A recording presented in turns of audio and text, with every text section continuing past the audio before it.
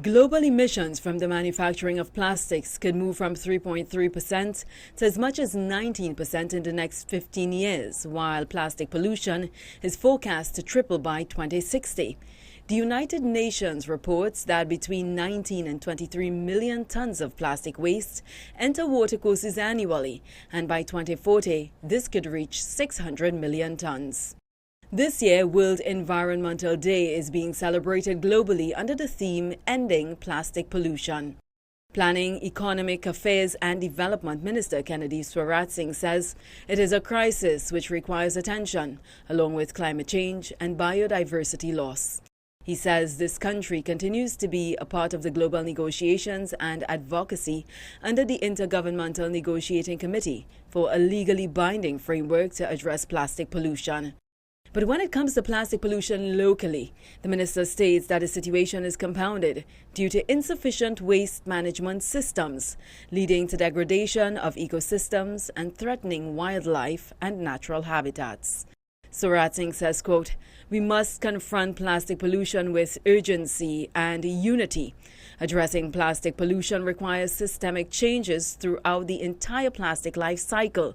Designing out waste, reducing virgin plastic production, promoting sustainable alternatives, and fostering reuse, recycle, and responsible disposal." End quote. The minister also notes that the Environmental Management Authority, which came into operation on June 5, 1995, is celebrating 30 years. He outlines the extensive work it has undertaken in areas such as recycling and managing hazardous and non-hazardous waste, including through regulatory frameworks like the waste management rules and the waste management fees.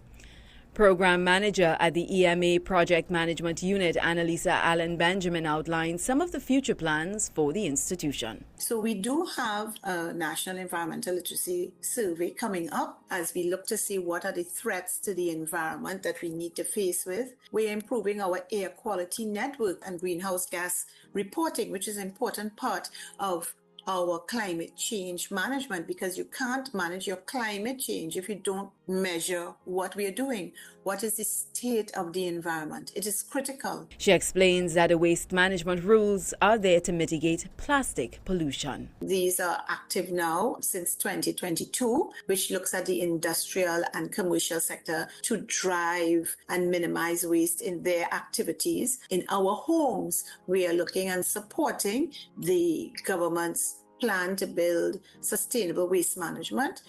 Alicia Boucher, TV6 News.